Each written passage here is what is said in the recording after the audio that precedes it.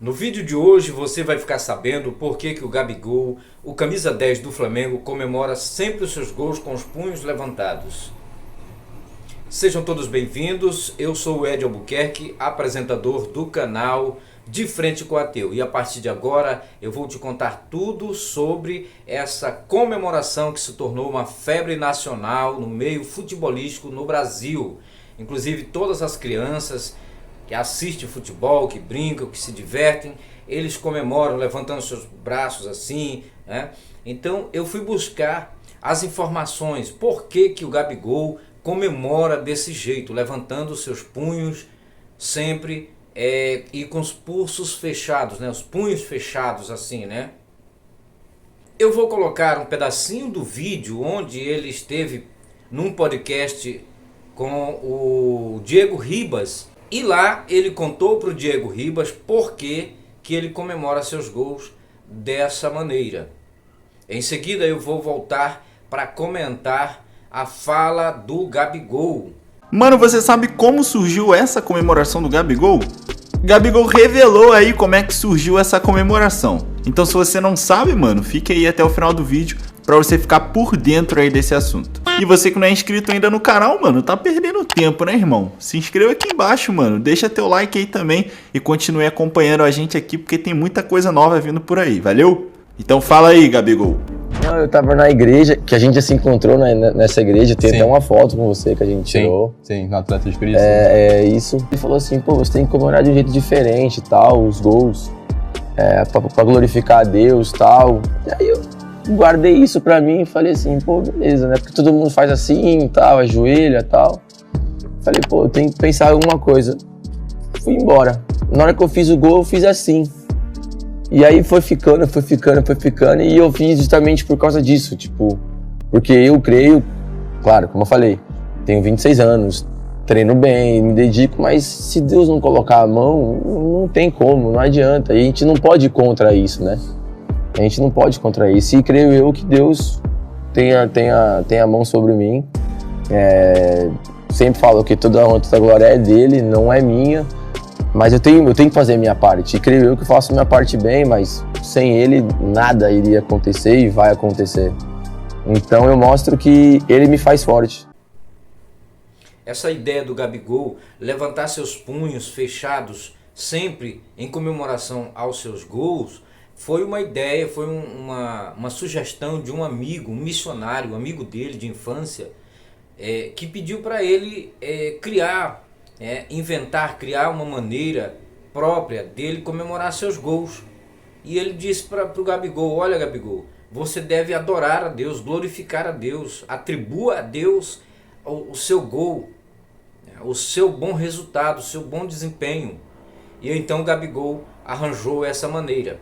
Veja só a imbecilidade, a incoerência. É um país que realmente está infectado com essa doença, a doença da religião, a doença de Deus, é um conceito miserável, um conceito epidêmico que acaba tomando conta da nação. As pessoas já não têm mais suas personalidades, suas características próprias, sempre tem que estar colocando, né, essa praga, essa imundície desse Deus sempre nas suas palavras, nas suas ações. E os jogadores de futebol não é diferente. Não é diferente com os jogadores de futebol. Todos eles têm uma maneira de glorificar a esse Deus idiota, né? Esse Deus imaginário que não passa de uma ideia, de um conceito falido, de um conceito arcaico, de um conceito medíocre, um conceito incoerente. Porque se Deus está com o Gabigol, se a mão de Deus está com o Gabigol, se é Deus que é, né, o grande responsável pelo sucesso do Gabigol no Flamengo, então... E os demais jogadores? E os demais jogadores dos outros times? Os outros jogadores dos outros times? A quem eles atribuem o sucesso deles? O seu sucesso, as suas vitórias?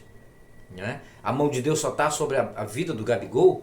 Gente, isso é uma coisa que não tem o menor sentido. É de uma incoerência absurda.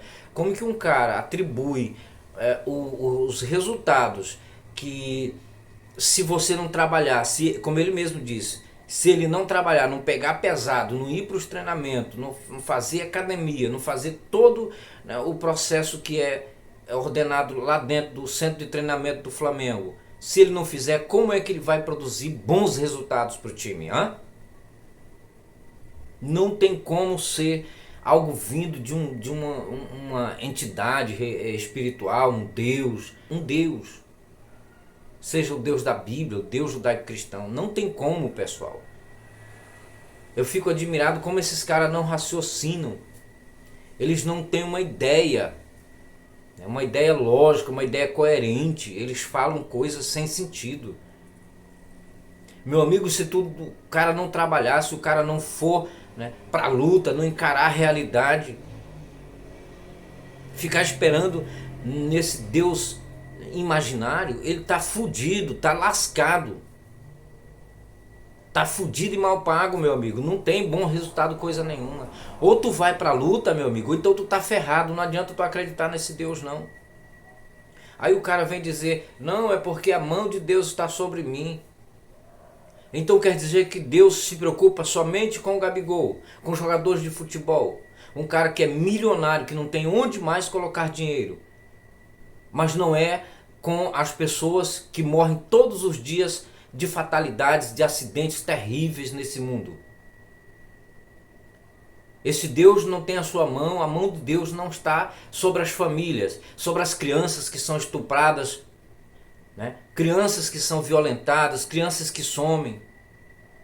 As famílias desempregadas, as famílias que não têm o que comer, que passam fome nesse Brasil. São 33 milhões de brasileiros que passam fome e a mão de Deus não é capaz de ajudá-los a, pelo menos, ganhar seu sustento dignamente. Mas o jogador de futebol, que tem seu carro importado, tem seus casarões aí, suas mansões, tem dinheiro que não sabe onde colocar mais, Deus é com ele. Veja o tamanho da incoerência. Como esses caras não conseguem raciocinar, né? Não conseguem linkar as coisas que têm sentido. Porque não tem sentido nenhum Deus, se caso existisse, ser com um jogador de futebol que não ajuda ninguém, e quando ajuda é sempre para atrair os holofotes, para dizer que ele é o bonzinho, para dizer que ele é solidário. Ele não ajuda as famílias. Aí Deus é com ele. Deus é com ele, mas não é com os milhares de brasileiros que estão passando fome, que não têm moradia, não têm casa própria, não têm emprego, não têm o que comer, que estão nos hospitais internados, entre a vida e a morte. Deus não é a favor, Deus não é com as pessoas que estão com câncer, pessoas que estão aí lascadas. A verdade é essa. Então, para mim não tem o menor sentido. É por isso que eu trago a minha opinião e eu não tenho papa na língua. Você sabe disso. Aqui o nome do canal já diz tudo. De frente com ateu. De frente com ateu ninguém sobrevive defendendo religião, meu amigo. Não sobrevive mesmo. De frente com ateu você não sobrevive defendendo um conceito de um livro arcaico, um livro anacrônico, um livro de palavras mortas, um conceito falido. Porque o que acontece? Os fatos falam mais. A verdade é nua e crua. Quantas vezes você já clamou esse Deus? Você é crente? Quantas vezes você já clamou esse Deus tá cagando e andando para você? Sabe por quê? Vou te dizer agora. Você não sabia não, né? Vou te dizer agora. Sabe por que esse teu Deus não te respondeu? É porque ele não existe. Como já dizia o padre Quevedo, não existe. Não existe. Deus não existe. Entende? Não adianta você insistir. Você pode me chamar do que você quiser. De um idiota, de um revoltado, disso, daquilo. É a sua liberdade. Você pode falar o que você quiser. Mas não é revolta, não.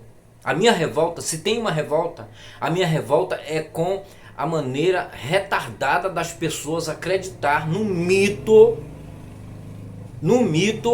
que não dá as caras, que não se explica, que não aparece na hora da necessidade, na hora dos perrengues, que as pessoas estão passando, mas ele é com um jogador de futebol.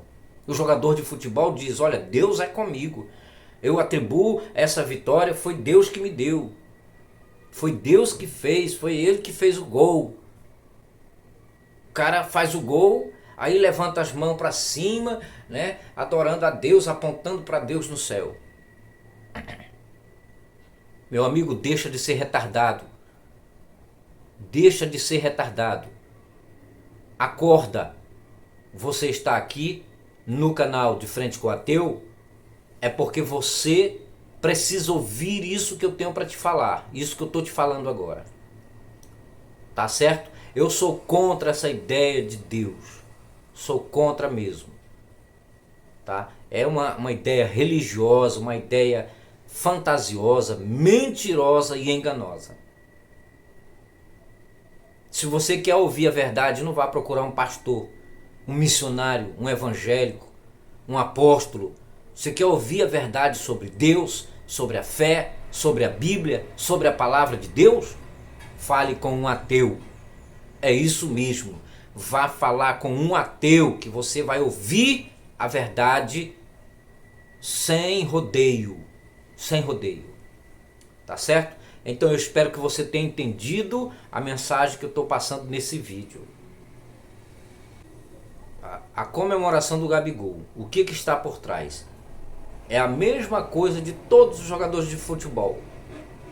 Comemoram seus gols sempre atribuindo a um Deus imaginário. São tão retardados que eles não conseguem entender isso.